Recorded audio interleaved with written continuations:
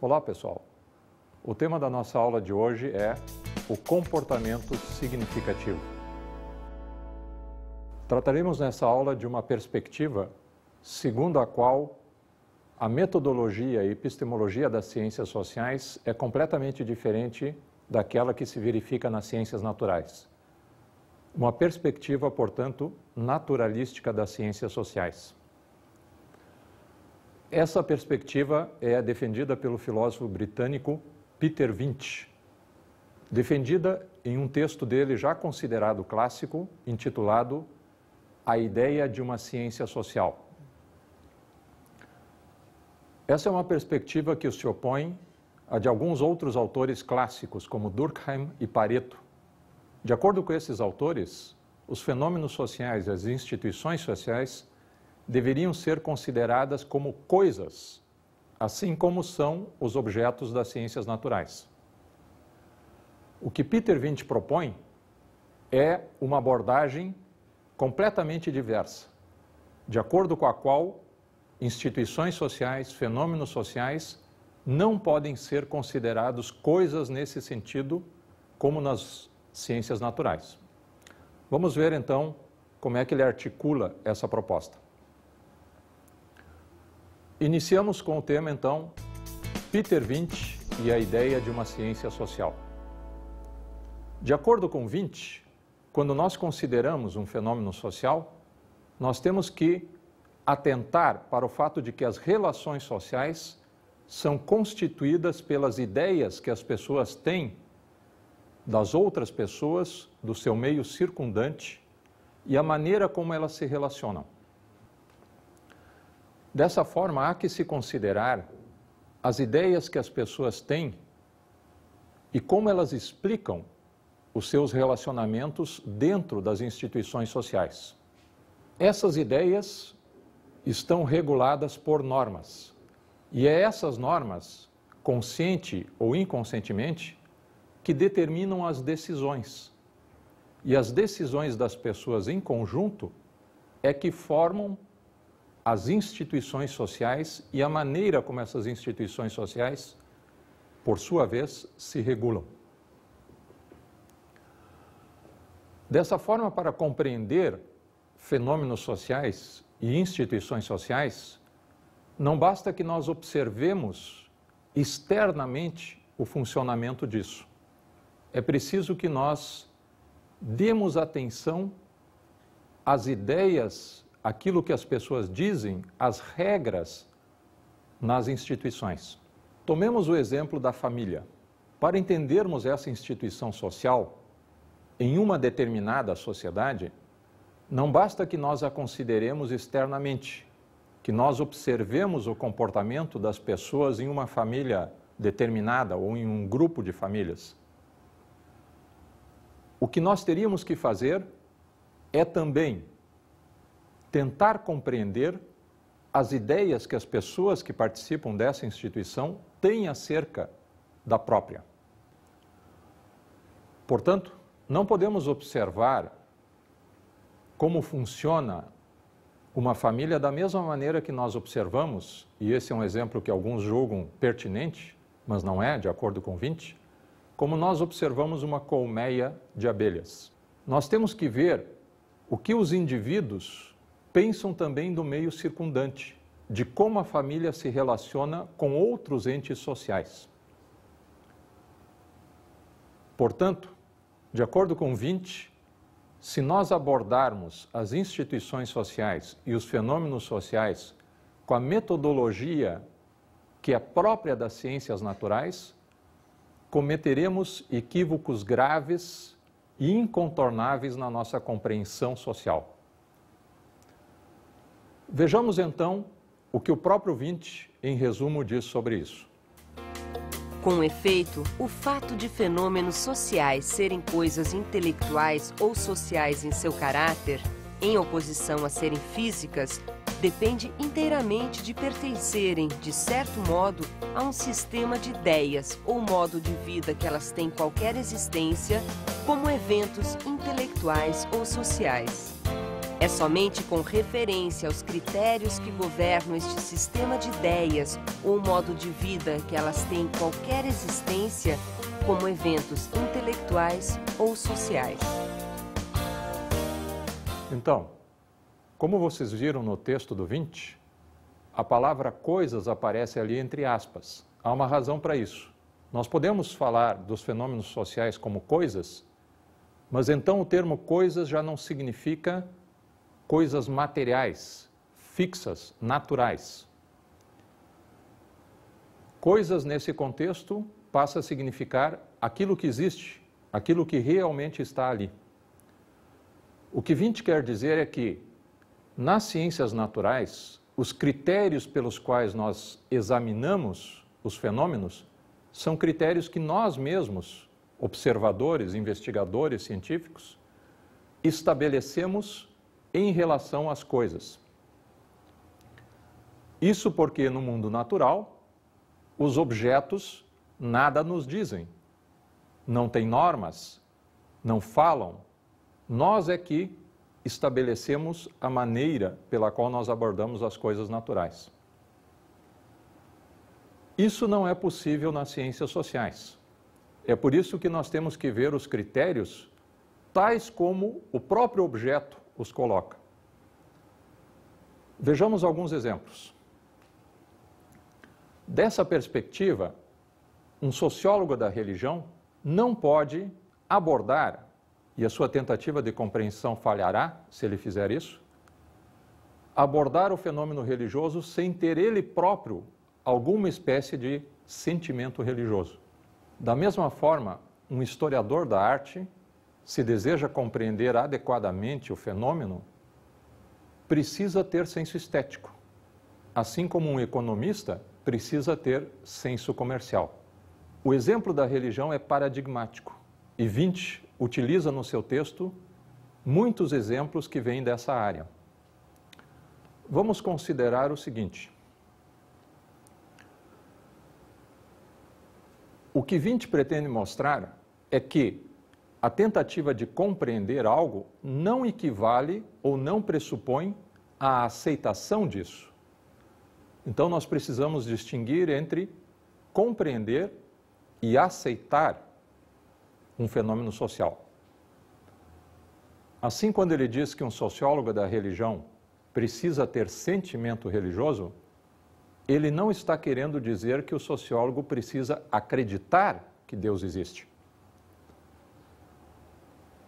O que o sociólogo da religião deve fazer é ter sensibilidade para compreender a função desse conceito dentro do fenômeno religioso. Tomemos agora um exemplo. Suponhamos um antropólogo que deseja estudar e compreender uma sociedade indígena. Como deve ele proceder? Digamos que esse antropólogo decida filmar a vida indígena, assim como, por exemplo, um estudioso da vida marinha filma tubarões ou algum outro tipo de ser marítimo. De acordo com a perspectiva de 20, o que vai ocorrer é o seguinte: esse distanciamento, que parece ser científico, acabará fazendo com que o antropólogo não consiga compreender o que está acontecendo ali naquela tribo indígena. Digamos agora que ele perceba isso, de que não é possível compreender aquela sociedade, estando afastado, mas que ele precisa fazer parte, que ele então solicite permissão e passe a conviver com os índios. No entanto, digamos que esse antropólogo tenha uma capacidade linguística limitada e não seja capaz de, mesmo convivendo com os índios, compreender a sua linguagem. O que vai ocorrer? Na perspectiva de 20, a compreensão do antropólogo vai ser muito baixa. Ele vai compreender apenas aqueles elementos que são comuns da natureza humana ou da linguagem corporal. Como ele é incapaz de compreender a linguagem, a língua dos indígenas, ele não será capaz de compreender as ideias e os conceitos que eles utilizam nas suas relações sociais e, portanto, falhará na sua compreensão antropológica. Isso mostra a função essencial que tem a linguagem para a compreensão das ciências sociais. A linguagem seria, e nisso concordam muitos, o fenômeno social por excelência. Dizer que a linguagem é o fenômeno social por excelência significa dizer que é através da linguagem que outros fenômenos sociais se realizam e é através da linguagem que eles vão poder ser compreendidos. Isso dito, podemos passar agora ao segundo ponto da nossa aula, sobre a organização da sociedade. Quando falamos em organização da sociedade, estamos pensando na relação entre os indivíduos e os entes sociais. Como é que essa relação se dá? As duas concepções tradicionais, a concepção holística e a concepção individualista, podem ser melhor compreendidas também relacionando com uma discussão filosófica da Idade Média. Essa discussão filosófica na Idade Média era conhecida como o problema dos universais. E a questão que os filósofos se colocavam naquela época era a seguinte: os termos gerais se referem a alguma realidade independente? Por exemplo, termos como justiça, bondade, liberdade são apenas ficções do nosso espírito? Ou existe algo objetivo ao qual esses termos correspondem?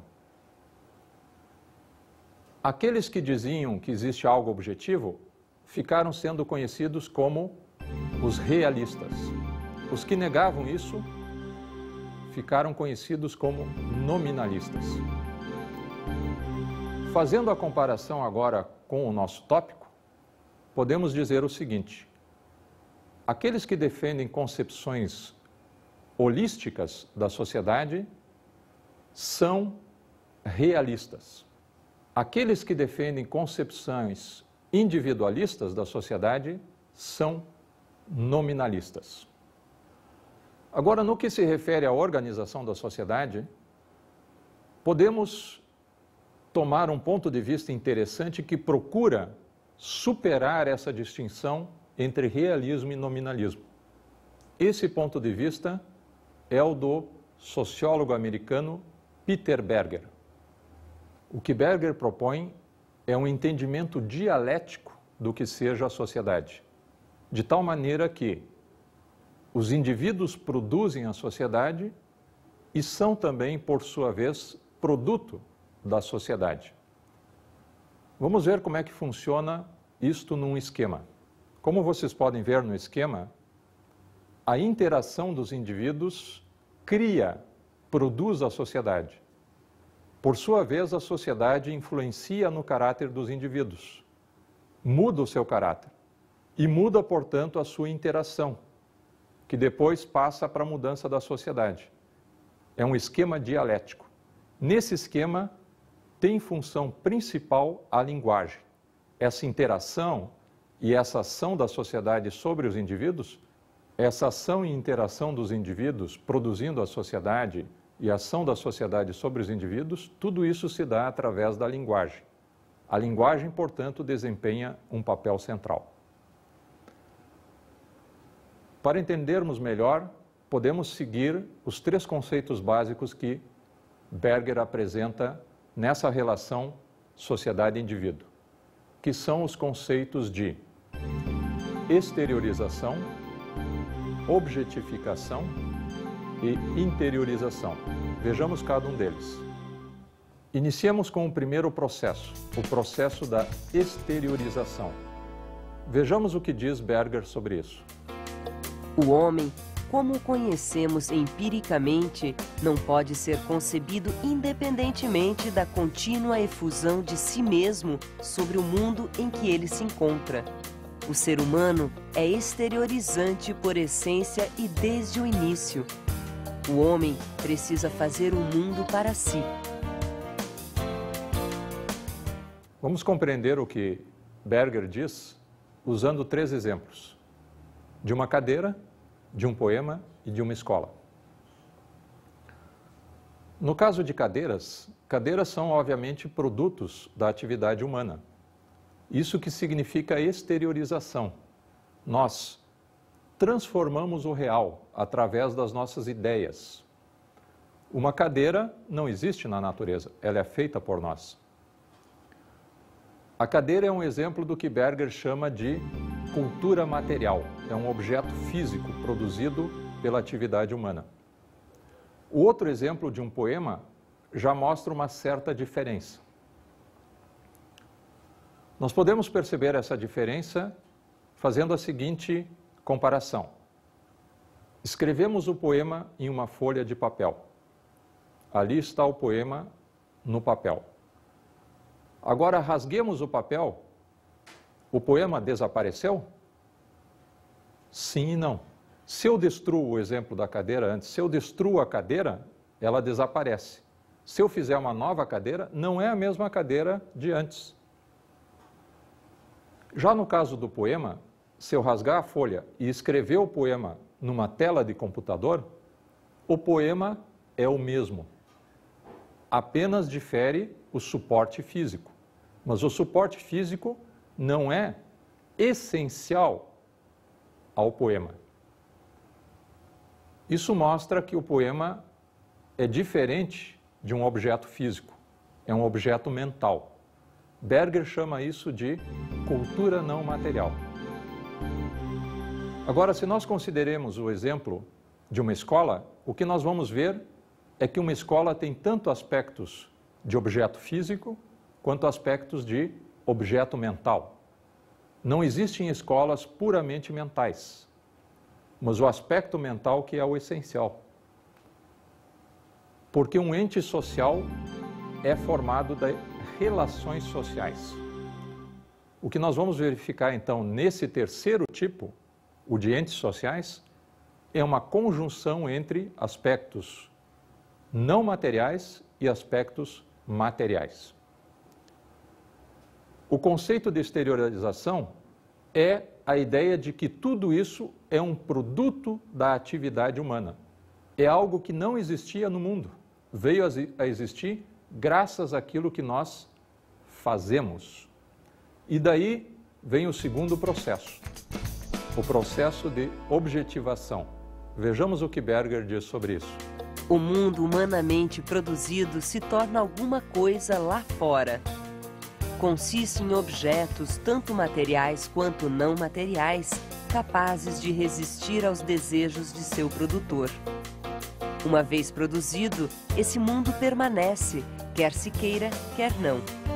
Embora toda cultura se origine e radique na consciência subjetiva dos seres humanos, uma vez criada, não pode ser reabsorvida à vontade na consciência. Subsiste fora da subjetividade do indivíduo como um mundo. Então vejam, há 2 elementos aqui. Primeiro, que os objetos físicos e mentais se solidificam. Segundo, que por causa disso, eles nos confrontam como se fossem coisas naturais. Mas é importante notar que não são coisas naturais. Se tornam objetos presentes na realidade, mas mesmo assim são ainda coisas, entre aspas, que nós criamos. Isso é importante notar para não cair numa confusão que muitas vezes acontece, especialmente em relação aos chamados objetos mentais ou cultura não material. Dificilmente, por exemplo, alguém julgaria que um banco de praça é algo que pertence à natureza. No entanto, em relação aos entes sociais, muitas pessoas às vezes acham que aquilo é natural, que aquilo é como tem que ser a organização da família, do Estado, e nós vemos essa mentalidade aparecendo na história. As pessoas esquecem que aquilo foi construído por elas mesmas. Por essa razão é que há um terceiro processo importante nisso, que é o processo de interiorização. Vejamos o que Berger diz sobre isso. O mundo das objetivações sociais, produzido pela exteriorização da consciência, enfrenta a consciência como uma facticidade externa.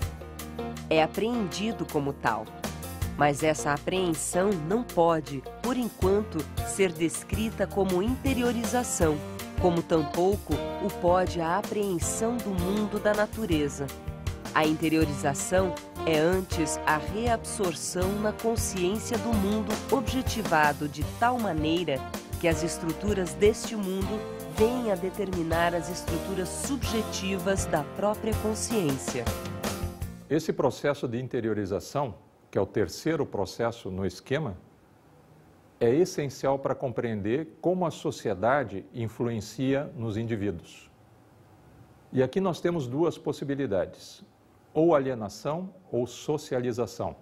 Alienação é quando as estruturas sociais me parecem estranhas ou me sinto controlado por elas. Socialização é quando me considero participante ativo na criação das estruturas sociais. As internalizo e as integro em minha consciência. Então, é isso que significa interiorização. Aqueles fenômenos sociais que se transformaram em entes sociais, eu passo agora a assimilar isso na minha consciência, em termos de ideia, como se eu fosse co-criador desses entes sociais. Nesse caso, nós temos também que perceber que esse fenômeno da interiorização não implica a relativização das ideias.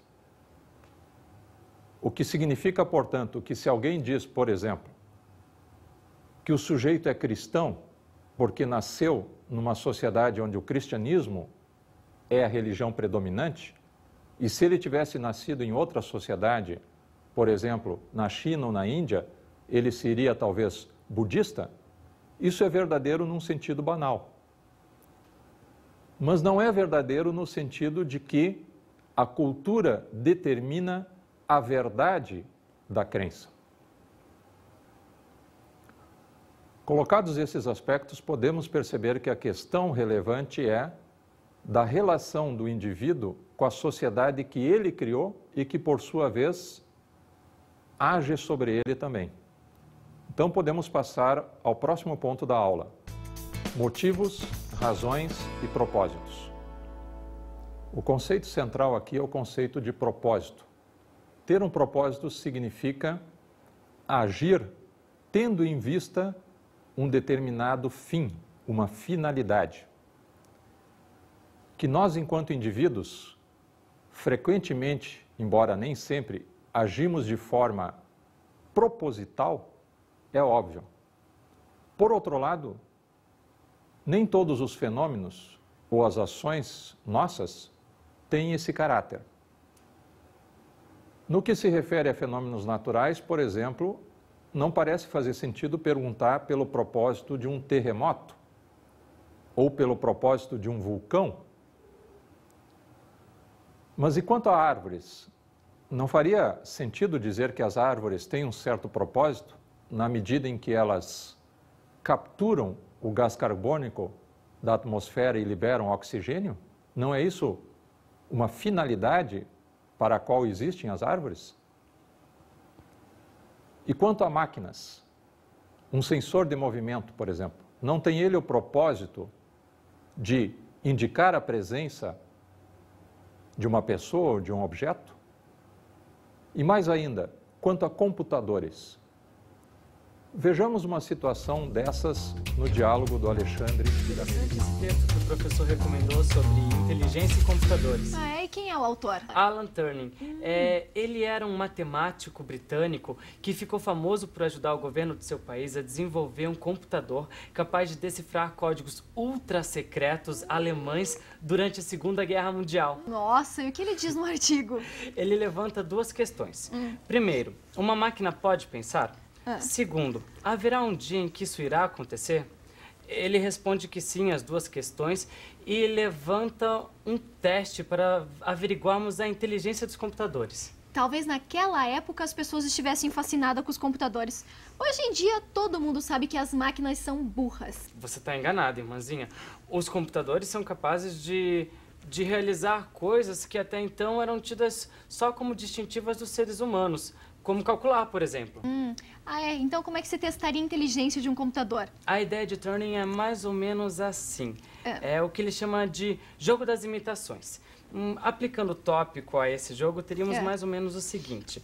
Em salas separadas, sem nenhum contato, seriam colocados em uma um ser humano e em outra um computador. Numa terceira sala, sem contato algum com os outros, a não ser pela tela do monitor de um computador, seria colocado outra pessoa, que deveria descobrir em qual sala está o ser humano e em qual sala está o computador. Nossa, mas isso mais parece um teste para uma ou outra pessoa. Não de acordo com a lógica. O computador se esforçaria para convencer de que ele é uma pessoa. E a pessoa se esforçaria para convencer que não é um computador. Olha, isso parece muito interessante. Eu só achei exagerado dizer que o computador se esforça. Mas mesmo se ele conseguisse enganar quem está perguntando, isso não significa que ele pensa. Talvez estivesse apenas simulando pensar e não pensando realmente. Eu não entendi. Computadores são usados para simular diversas coisas. Por exemplo, simular uma explosão. Isso não significa que esteja ocorrendo uma explosão. Tá, tudo bem, mas o que isso tem a ver com o assunto? É simples. O computador pode estar simulando pensamentos, mas isso não significa que ele esteja pensando. Tá, mas olha só, não é bem assim. Eu posso, por exemplo, fingir que eu tô nadando, sei lá, fazer de conta que eu tô viajando ou que eu tô comendo um bife acebolado, sem de fato estar fazendo qualquer uma dessas coisas. Mas eu não posso fazer de conta que eu tô pensando. Por que não? Uma simulação é sempre uma simulação. Tanto faz o tópico. Tudo pode ser simulado. Daí que este teste do Turing não comprova nada. Não, olha só, você tá enganada. Como eu já falei, só o fato de eu estar fazendo de conta que eu tô pensando já é um pensamento. Logo, não dá para eu simular isso. Ou eu penso, ou eu não penso. Você lembra do que dizia Descartes? Sei que não posso pensar que não existo, pois se penso é sinal que eu existo. Mas para mim, tal raciocínio só vale para seres como nós, conscientes. Então você diria também que todos os cálculos feitos por computadores são simulações, ou seja, não são cálculos verdadeiros? Então, não se pode fazer simulações de cálculos sem efetivá-los na verdade, assim como não se pode simular um pensamento sem pensar. É o que o teste propõe. Se o computador passa, é porque ele pensa. Não, eu não estou convencida. O computador segue padrões pré-definidos, não há nenhuma consciência interna. Ou você quer dizer que calculadora também pensa agora? Não é exatamente isso. O teste seria feito de tal forma que não poderíamos negar que se trata de um ser inteligente. Não seria um simples teste de sim ou não, seria algo mais complexo. Tá, mas como assim? Poderíamos, por exemplo, perguntar o significado de um poema. Isso exigiria o conhecimento de emoções. Poderíamos também perguntar qual a melhor ação em determinadas condições morais, entende? Seguindo determinadas situações. Isso exigiria o conhecimento de normas, valores, motivações. Caso o ser passe no teste, independente da forma que ele tenha ou do que ele é feito, isso comprovaria que ele pensa e que é consciente. Não, eu ainda não estou convencida. De qualquer maneira, isso não aconteceu e nem chegou perto de acontecer. Pelo menos eu acredito, né? Só vemos e ouvimos falar de robôs ou androides, sabe? Aqueles pensantes em filme de ficção científica. Na vida real, os robôs são apenas máquinas sofisticadas que operamos conforme nossas vontades. Ligamos e desligamos a hora que a gente quiser. Eu li na Super Interessante que na Universidade de Cambridge, na Inglaterra, eles organizam uma vez por ano um teste de Turing oficial. Como é que era mesmo o nome? É o Loebner Prize, isso, Loebner Prize. Eles selecionam 10 juízes que eles têm que conversar durante 15 minutos com outros. Só que esses outros tanto podem ser computadores como pessoas, porque o diálogo se dá só por e-mails. E o resultado? Até hoje, nenhum computador conseguiu se passar por pessoa. Mas o Turing, ele já previa lá em 1950 que levaria mais ou menos 50 anos para o computador passar no teste. Eu não disse? Mas o Turing também viu lá atrás que o computador ia conseguir ganhar de um grande campeão de xadrez, o que já aconteceu. Tá. Mas computador não pensa.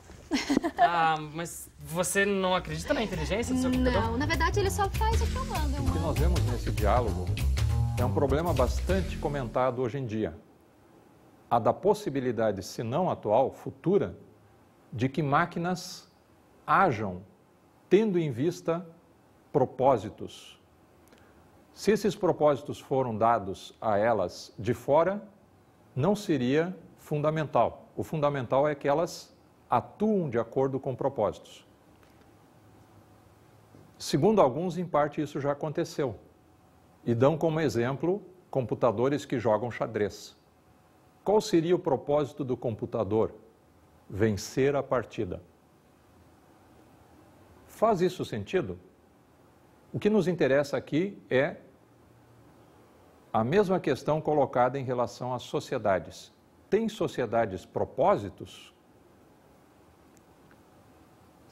Uma razão para negar isso, que sociedade tem propósito, está no pressuposto de que o termo propósito não pode ser alargado em seu sentido dessa forma, que propósitos sempre se referem a um agente consciente de si mesmo. O que significa isso? Vejamos o que diz o filósofo John Locke sobre o assunto. Um ser pensante, inteligente, que possui razão e reflexão e pode considerar a si mesmo como si mesmo, a mesma coisa pensante em tempos e lugares diferentes. O que faz somente por aquela consciência que é inseparável do pensar e, como me parece, essencial a ele. Por meio disto, cada qual é para si mesmo o que chama de eu. Então, usando essa definição do filósofo Locke, do que é uma pessoa, nós podemos aplicar isso ao nosso problema. Ao perguntar se uma sociedade pode ter propósitos, nós teríamos duas respostas possíveis para tentar responder essa questão afirmativamente. Haveria então duas alternativas. Ou dizemos que a própria sociedade tem uma mente e é um ser consciente, ou então dizemos que a sociedade foi criada por seres conscientes que nela colocaram determinados propósitos. Quanto à primeira resposta, parece muito mística dizer que a sociedade, enquanto tal, possui uma mente. Sem dúvida, a sociedade é formada, composta por seres conscientes. Mas dizer que a própria sociedade, como tal, é um indivíduo que tem uma mente, parece exagerado. Então, restaria a segunda alternativa, de que a sociedade foi criada por seres conscientes que nela colocaram um determinado propósito. Mas daí se recoloca a questão que nós mencionamos antes. Faz sentido ampliar o conceito de propósito dessa forma? Se nós prestarmos atenção na maneira que nós falamos, isso parece indicar que a gente tem uma tendência de aceitar essa questão. Por exemplo, comumente nós nos referimos a entes sociais através de uma linguagem mentalista. Por exemplo, dizemos de uma empresa que ela tem uma missão e uma visão. Ora, dizer de uma empresa que ela tem uma missão e uma visão parece implicar que uma empresa, assim como um ser consciente, tem propósitos que lhe são próprios. Porque vejam que a visão e a missão da empresa não são necessariamente iguais ao que cada indivíduo que trabalha nessa empresa pensa. Da mesma forma, nós nos referimos a entes sociais como igrejas, por exemplo, e dizemos que a Igreja Católica proíbe isto ou aquilo, ou permite isso ou aquilo. O que se quer dizer com isso? Não se quer dizer, por exemplo, que uma autoridade dessa igreja, mesmo o Papa, proíbe isto ou aquilo. O que se quer dizer é algo maior. A igreja como uma estrutura, como um ente social, dentro da qual estão os padres, o Papa, mas é a igreja da qual nós estamos falando. Esses exemplos, empresas, igrejas, Não mostrariam eles que entes sociais e, portanto, a sociedade também têm propósitos? Há pelo menos duas objeções importantes contra essa ideia. A primeira objeção é de que uma concepção desse tipo, que amplia o significado do conceito de propósito, na verdade esconde uma tentativa de eliminar a consciência. Isso significa, por exemplo, que a comparação entre a nossa mente e um computador, como aparece no diálogo entre Alexandre e a Melissa, implicaria a ideia de que as nossas mentes é que são iguais a computadores, não que computadores seriam iguais às nossas mentes. O resultado disso é uma progressiva eliminação do fenômeno da consciência. Da mesma maneira, se nós dizemos que entes sociais ou a sociedade têm propósitos, isso implicaria uma eliminação da diferença entre nós, enquanto seres que agem propositalmente, e entes sociais. Isso resultaria, então, na eliminação da diferença entre a ação de seres conscientes, que resulta em relações sociais, que resultam em instituições sociais, e a ação dessas instituições sociais. Outra objeção importante à ideia de esticar o conceito de propósito para incluir sociedades é de que, se isso fosse verdadeiro, e fosse verdadeiro em relação às sociedades especialmente, significa que cada parte da sociedade, cada ente social, deve ter um propósito. No entanto, isso não é verdadeiro, ou pelo menos não é verdadeiro de uma maneira simples, porque há uma distinção entre tipos de entes sociais. Alguns entes sociais parecem justamente ter sido criados com um propósito em mente. Clubes, por exemplo, ou empresas.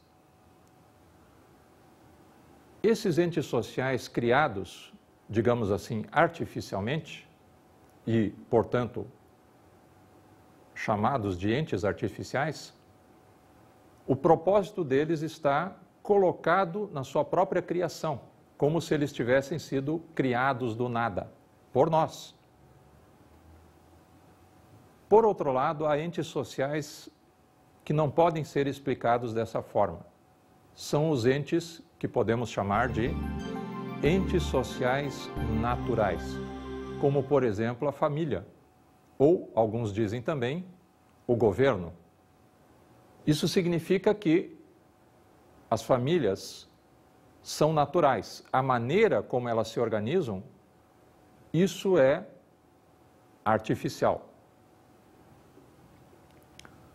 O resultado, então, é que, em relação a determinados entes sociais, talvez fosse melhor dizer que, em lugar de serem produto da atividade humana, eles evoluem. É o caso da família e do Estado. Dito isso, podemos então finalizar a nossa aula considerando Wundt e o comportamento significativo. Em resumo, para Wundt, compreender fenômenos sociais significa compreender o comportamento significativo das pessoas envolvidas nesses fenômenos ou nessas instituições sociais. Isso significa que, de acordo com Peter Wundt, não devemos dizer que os entes sociais, as instituições sociais, são criações completamente artificiais. Há aqui, então, uma diferença entre criar um objeto físico e criar uma instituição.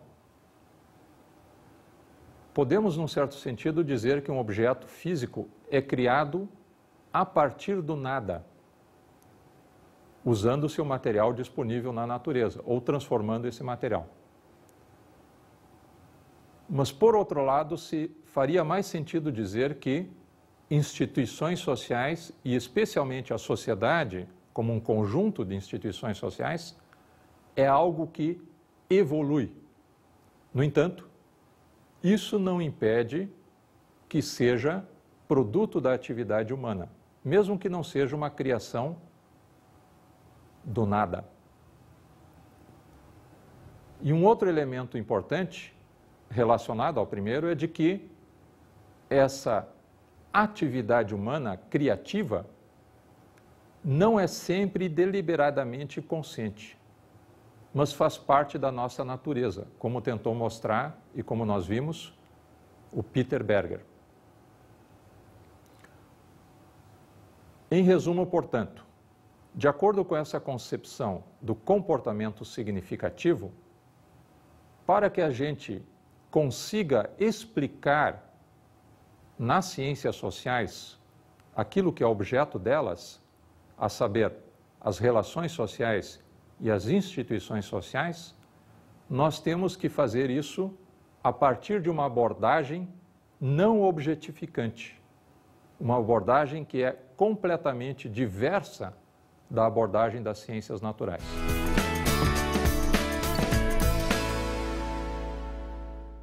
Como dica de estudo para essa aula, recomendo a leitura do livro do próprio Wundt, que nós comentamos aqui. A Ideia de uma Ciência Social e Sua Relação com a Filosofia, de Peter Wundt, publicado pela Editora Nacional. E recomendo especialmente que vocês leiam as seções, as partes 5 e 6 do capítulo 3, onde está concentrado o argumento principal deste autor.